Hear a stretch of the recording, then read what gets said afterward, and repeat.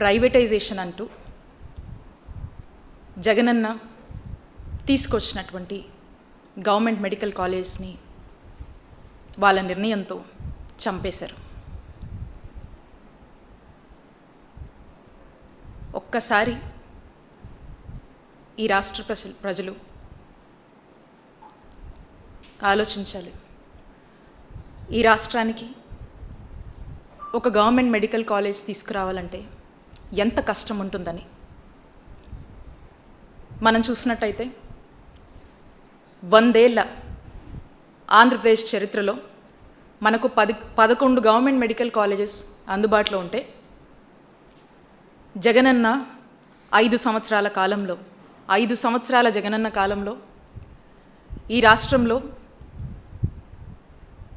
17 కొత్త government medical కాలేజీలు 8,500 కోట్లు ఖర్చు చేస్తూ ఈ రాష్ట్రంలో మెడికల్ కాలేజెస్ తీసుకురావాలని గవర్నమెంట్ పరిధిలో వాటిని ముందుకు తీసుకువెళ్ళి ఎంతోమంది వైద్య విద్య అభ్యసించాలని చెప్పి ఎదురుచూస్తున్నటువంటి విద్యార్థులకు, అలాగే ఈ ప్రాంత ప్రజలకు tertiary care services, super speciality వైద్య సేవలు ఆ ప్రాంతంలోనే ఎక్కడికక్కడ ఆ ప్రాంతంలోనే అందజేయాలి అనేటువంటి ఒక గొప్ప ఆలోచనతో ఈ కార్యక్రమానికి శ్రీకారం చుట్టారు. ఇంత గొప్ప కార్యక్రమాన్ని ఆల్రెడీ జగనన్న ప్రభుత్వంలో మనం ఒక 5 మెడికల్ కాలేజ్ స్టార్ట్ చేసుకున్నాము. ఇంకొక 5 మెడికల్ కాలేజెస్ స్టార్ట్ చేసేందుకు అన్ని విధాలుగా కూడా మ్యాక్సిమం ఎఫర్ట్స్ మనం పెట్టి రిక్రూట్మెంట్ కంప్లీట్ చేసి ఇంకా ఒక కొంత కంప్లీట్ పెండింగ్ వర్క్స్ కంప్లీట్ చేస్తే అవి అందుబాటులోకి తీసుకొచ్చే దశ దాకా కూడా మనం పూర్తి చేశాం. ఇంకా ఒక 7 మనం ఉంటే ఈ సంవత్సరం ప్రారంభించేలా కూడా యాక్షన్ ప్లాన్ చేసుకున్నాం. మరి ఈ రోజున అన్నిటినీ కూడా చంపేస్తూ చంద్రబాబు నాయుడు గారు తీసుకున్నటువంటి నిర్ణయాన్ని వైఎస్ఆర్ కాంగ్రెస్ పార్టీ వ్యతిరేకిస్తుంది. ప్రజల తరఫున వైఎస్ఆర్ కాంగ్రెస్ పార్టీ మరి ఈరోజు ఈ ప్రభుత్వాన్ని ప్రశ్నిస్తోంది. ఉదాహరణకి మనం చూసినట్టయితే మనము ఒక గవర్నమెంట్ మెడికల్ కాలేజ్లో మనకు అఫిలియేట్ అయినటువంటి బోధన హాస్పిటల్ ఏదైతే ఉంటుందో ఆ గవర్నమెంట్ బోధన హాస్పిటల్కి ఒక రోగి, ఒక పేదవాడు ఆ హాస్పిటల్కి వస్తే అక్కడ మన జగనన్న హయాంలో చూస్తే అక్కడ ఆ రోగికి వచ్చినటువంటి ఆ పేదవాడికి ఓపీ ఫ్రీ, ఆ తర్వాత డాక్టర్ కన్సల్టేషన్ ఉంటుంది, అది ఫ్రీ. ఆ డాక్టర్ కన్సల్టేషన్ తర్వాత ఆ రోగికి ఏదైనా మందులు రాస్తే ఆ మందులు ఫ్రీ. లేదు ఏదన్నా టెస్టులు చేసుకోమని అతనికి ఉన్నటువంటి పరిస్థితి వల్ల ఓ సిటీ స్కానో, ఓ ఎంఆర్ఓయో, ఒక ఎక్స్రేయో లేదా ఏదైనా బ్లడ్ టెస్టులు ఏదైనా చేసుకోమంటే అవి ఫ్రీ. ఆ టెస్టుల తర్వాత ఆ రిపోర్ట్ తీసుకొని మళ్ళీ రీకన్సల్టేషన్కి వెళ్తే ఆ రీకన్సల్టేషన్ ఫ్రీ. లేదు మందులు వేసుకుంటే సరిపోతుంది, లేదంటే ఏదైనా సర్జరీ చేయాలో లేదా ఆపరేషన్ చేయాలో ఏదైనా థెరపీ చేయాలో ఏదైనా చెప్పినా ప్రతి అక్కడున్నటువంటి ఏ ట్రీట్మెంట్ ఆ డాక్టర్ సజెస్ట్ చేసినా కూడా అది ఫ్రీయే. అక్కడ ఆ పేదవాడికి ₹1 కూడా తన సొంత ఖర్చు లేదు, తన మీద ఏ భారం పడట్లేదు. ప్రభుత్వంగా జగనన్న తీసుకున్నటువంటి బాధ్యత.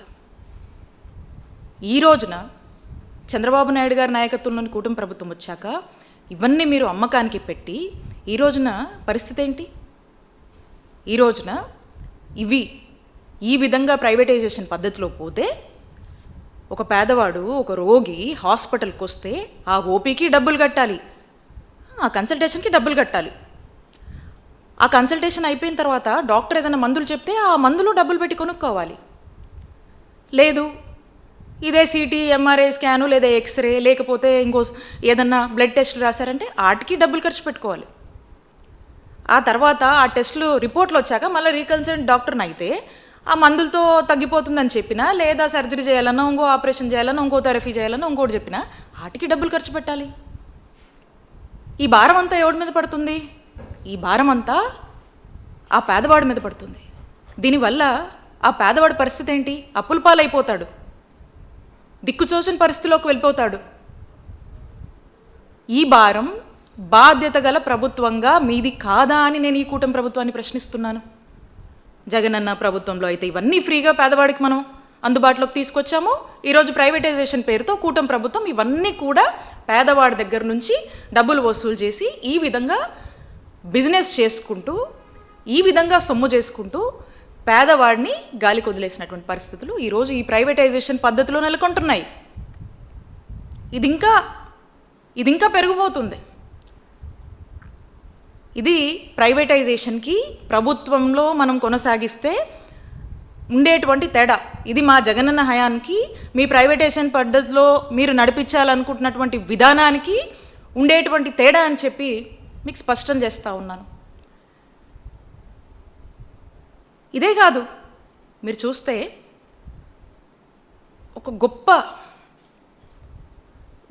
ఆశయంతో, ఒక గొప్ప సంకల్పంతో దేశ చరిత్రలో ఏ ముఖ్యమంత్రి, ఏ ముఖ్యమంత్రి, ఏ రాజకీయ పార్టీలు ఎవ్వరూ చేయనటువంటి సాహసం, అలాంటి ఒక చరిత్ర క్రియేట్ చేస్తూ జగన్మోహన్ రెడ్డి గారు తన 5 ఏళ్ల పాలనలో 17 గవర్నమెంట్ కొత్త మెడికల్ కాలేజ్ని తీసుకురావాలని ఆలోచన చేసి దాని తగ్గట్టుగా అడుగులు వేసి మరి కాలేజీలో ప్రారంభించి ఈ విధమైనటువంటి అడుగులు వేసి నిరూపించారు.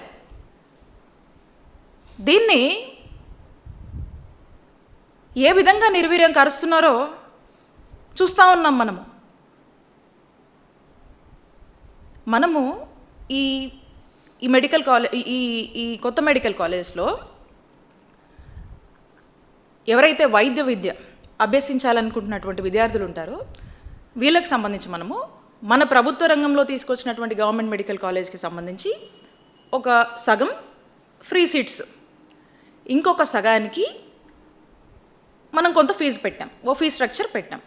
ఈ ఫీజు కూడా ఎందుకంటే ఈ సెల్ఫ్ ఫైనాన్సింగ్ పద్ధతి ఏంటంటే ఈ యొక్క మెడికల్ కాలేజ్ ఒక సర్వైవల్ కోసం, అంటే వాటికి సంబంధించినటువంటి ఫెసిలిటీస్ ఏమైతే కావాలో రెగ్యులర్గా వాటి రన్నింగ్ కోసం ఎక్కడ కూడా అంతరాయం కలగకుండా ఒక వరల్డ్ క్లాస్ ఫెసిలిటీస్తో చక్కటి వాళ్ళ యొక్క విద్య అభ్యసించడానికి ఎక్కడ కూడా ఇబ్బంది లేకుండా, అంతరాయం కలగకుండా ఈ యొక్క ఫెసిలిటీస్ ఎవరి మీద కూడా ఆధారపడకుండా అవి వాటంతటా అవి రన్ అయ్యేదానికి ఈ ఫీజు అనేది మనం పెట్టాం. అంటే ఒక 50% ఫ్రీ, ఈ 50% ఫీజు ద్వారా వాటికి అవి సర్వైవ్ అవుతూ ముందుకు వెళ్ళాలి అనేటువంటి ఒక గొప్ప ఆలోచనతో ఈ ప్యాటర్న్ మనం తీసుకొచ్చాం మనం ప్రభుత్వ రంగంలో ఉన్నటువంటి ఈ మెడికల్ కాలేజ్ విషయంలో. ఇప్పుడు ఈ ప్రైవేటైజేషన్ పద్ధతిలో ఏమవుతుందన్న, ఈ ప్రైవేటైజేషన్ పద్ధతిలో ఇవే మెడికల్ కాలేజెస్ ఏమవుతాయంటే ఏవో కొన్ని సీట్లు ఫ్రీగా ఇస్తారు, ఇక మిగతా సీట్లన్నీ కొన్ని లక్షలకి కోట్లకి అమ్ముకుంటారు. అంటే ఒక పేద విద్యార్థి మన రాష్ట్రంలో వైద్య విద్య అభ్యసించాలంటే ఈ కోట్ల రూపాయలు ఎక్కడి నుంచి తీసుకురావాలి? ఈ భారం ఎవరి మీద పడుతుంది? ఇక ఈ విద్య అభ్యసించాలంటే ఈ పేద విద్యార్థుల పరిస్థితి ఏంటి? ఎవరు బాధ్యత తీసుకుంటారు? ఈ ప్రైవేటైజేషన్ వల్ల ఈ విద్యార్థుల ఆశయాన్ని, డాక్టర్ విద్య అభ్యసించాలనేటువంటి వీళ్ళ ఆలోచనని చంపేస్తున్నారు. ఇదే కాదు, ఈ మెడికల్ కాలేజ్కి సంబంధించి మనము కొన్ని ఎకరాల భూముల్ని సేకరించాము. దానికి ప్రతి గవర్నమెంట్ మెడికల్ కాలేజ్కి సంబంధించి ఒక్కొక్క మెడికల్ కాలేజ్కి మనము 500 కోట్లు బడ్జెట్ని మనం కేటాయించుకున్నాము.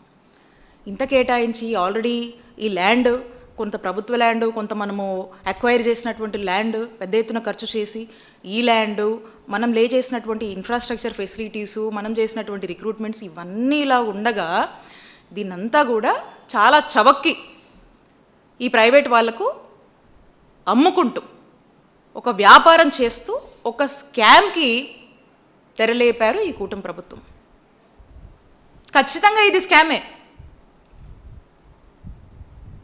ఇన్ని ఫెసిలిటీస్ మనం క్రియేట్ చేశాక ఏం అవసరం వచ్చింది ఈరోజు మనం ప్రైవేటైజేషన్ పద్ధతికి వెళ్ళి గవర్నమెంట్ కాలేజెస్ని మనం, ఈ మెడికల్ కాలేజ్ని మనం ఎందుకు చంపుతున్నాము?